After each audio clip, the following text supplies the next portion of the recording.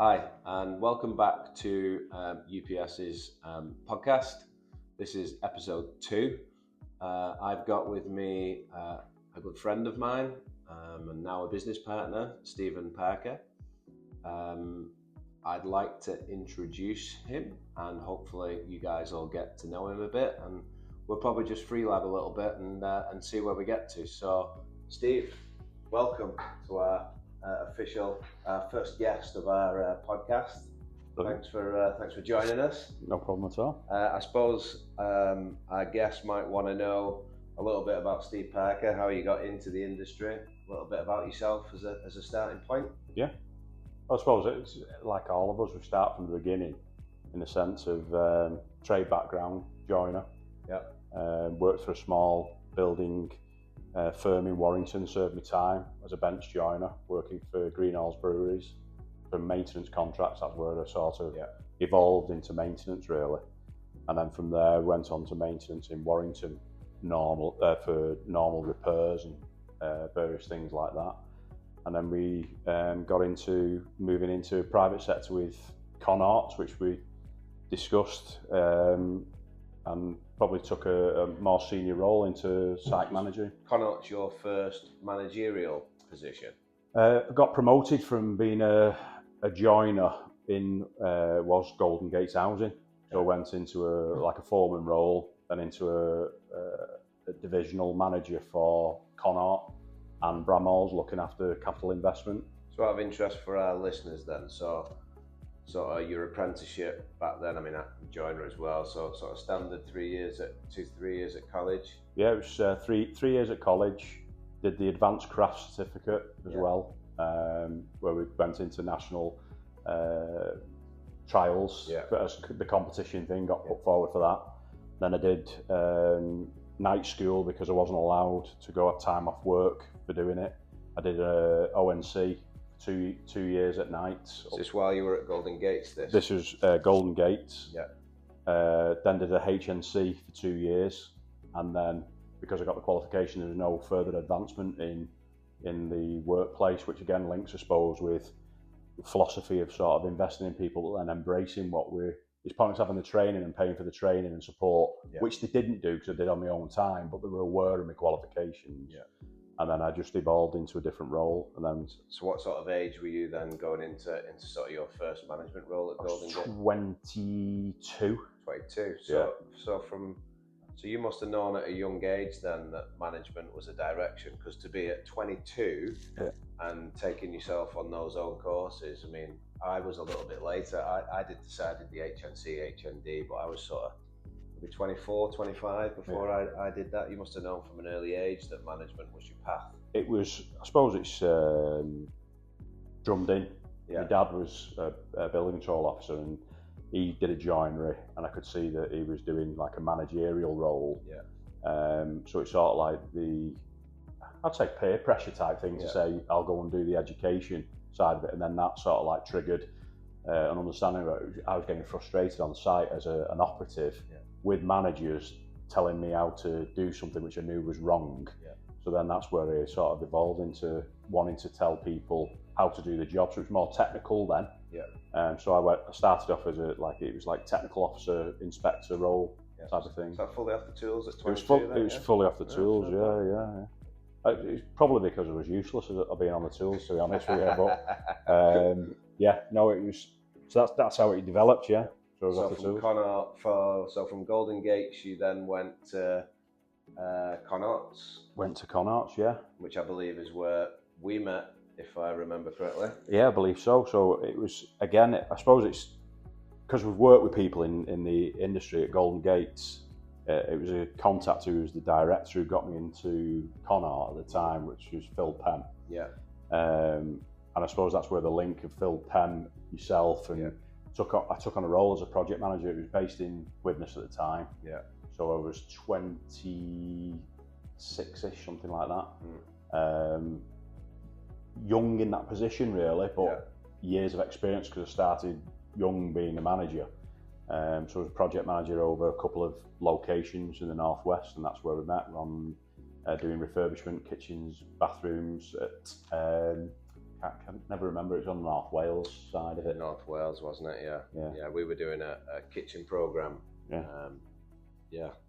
And that was probably, I would say, you might have been in Connaughts a couple of years. I think that was 2008, I think. So I'd only just set my business up. And I think that was sort of our first sort of contract that we'd got fitting kitchens. Yeah. And it's interesting, isn't it? I do remember that we got on quite well, even though we only seen each other. There was a bit of a connection there straight away with a bit of banter. Yeah. And yeah, it was a long time ago, but it's weird how everything changes around. So from Connaughts, then you went to Seddons? No, went to Jackson Lloyd's. Definitely Seddons in the middle. No, still Seddons after. Seddons after, Seddons after, yeah. Yeah, it was. Yeah, it was Jackson Lloyd's. A position came available with, it was Jane Spalacy who was interviewing. Yeah.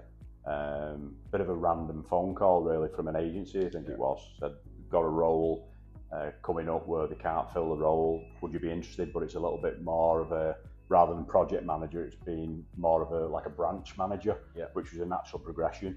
That's right, yeah. Again, we had the conversation. There was a Duncan Williams. Is it Williams? Duncan anyway. Duncan was there as well. Did an interview.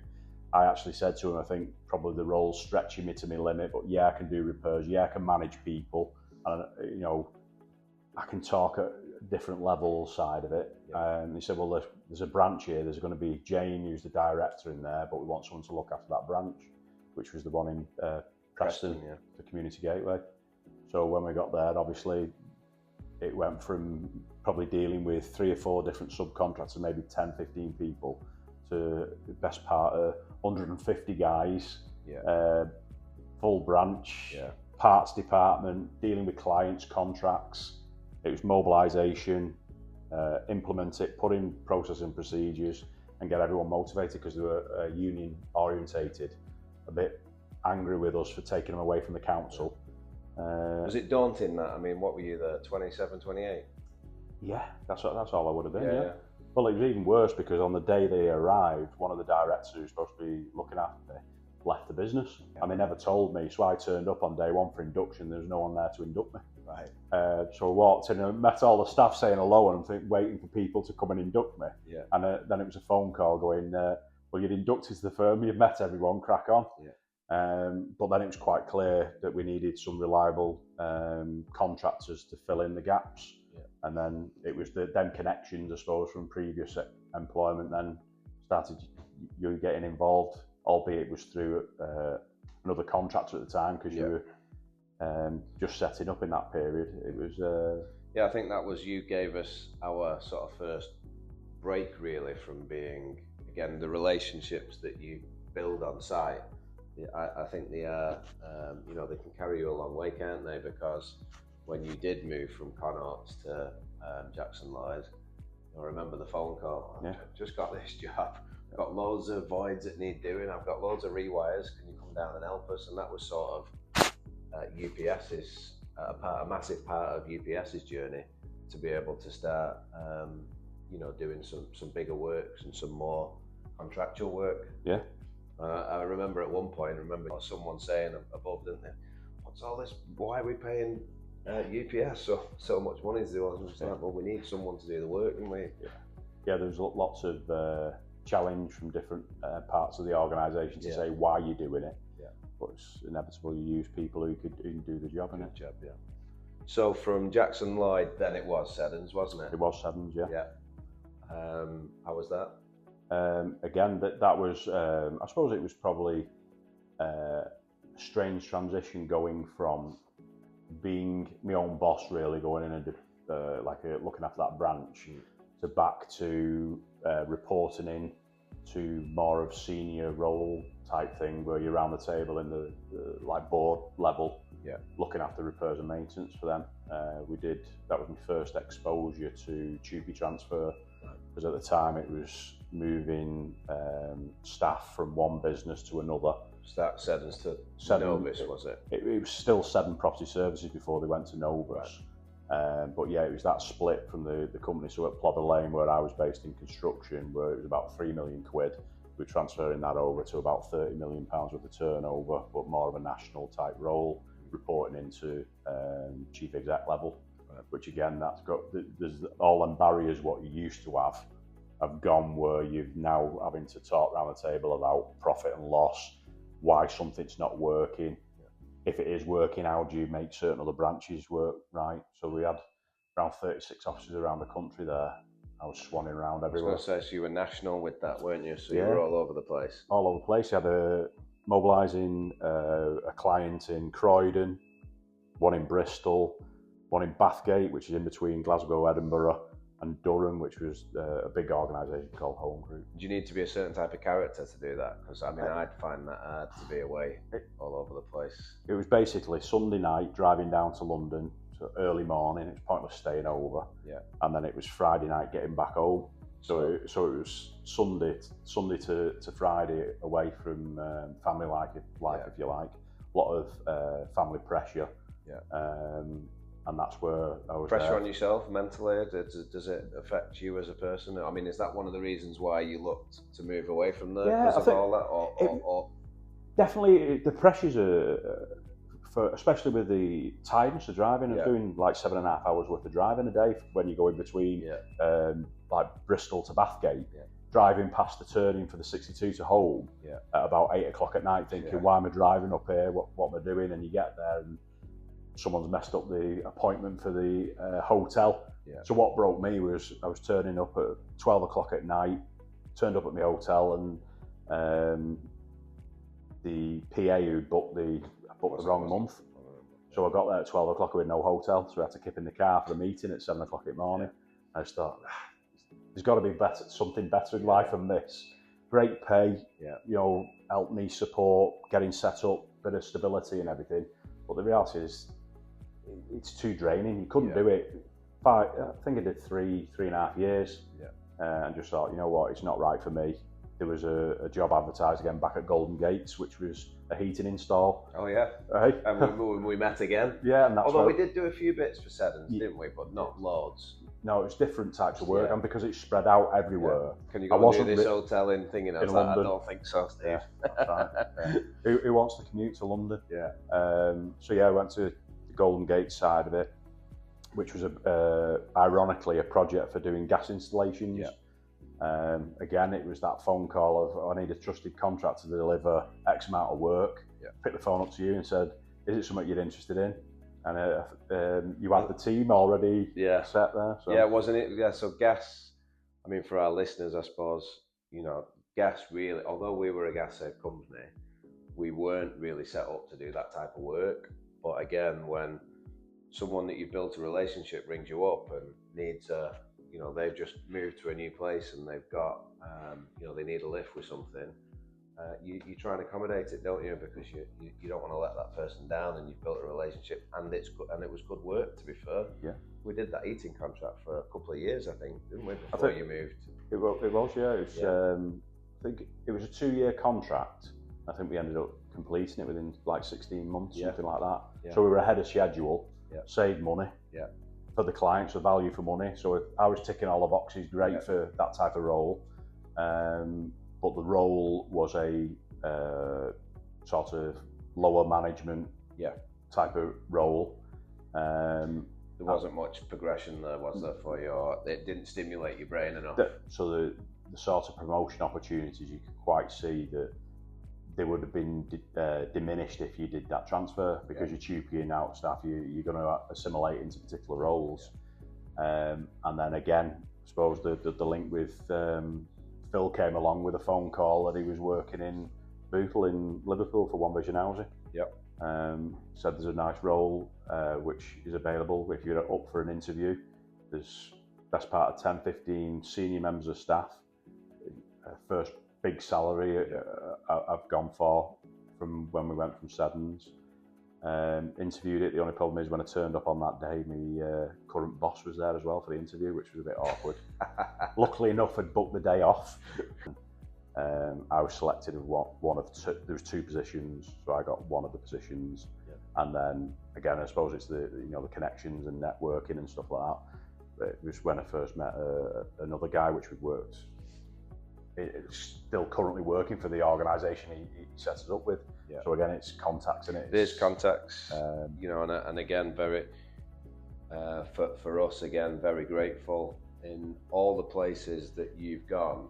We've still got relationships with the people that are still there that you've introduced and still do work for. And you know, we did a lot of work for Savini as well, whether it be, I think we did a small heating boiler program there, if I remember correctly. We did a voids, wet rooms.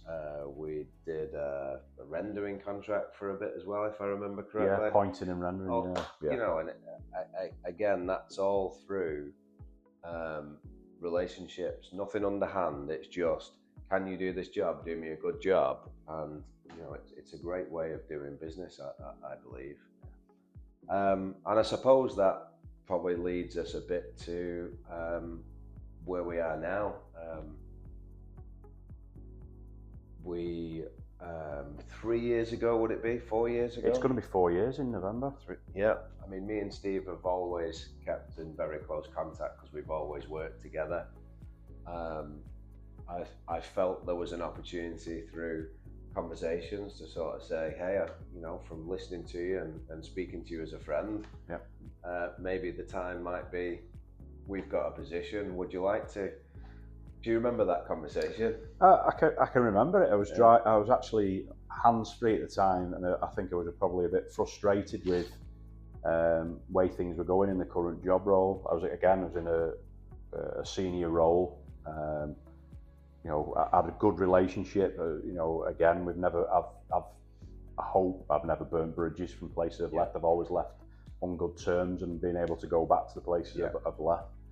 But I'd had enough of dealing with doing stuff not for the right reason. Yeah. You know, you do put a lot of effort into answering emails, meeting people, going for Teams meetings and discussing the same stuff, but no output. I want action. Yeah. You know, it's pointless procrastinating and talking about it if you can just get it done. Yeah. Spend the hour doing the job and talking about it.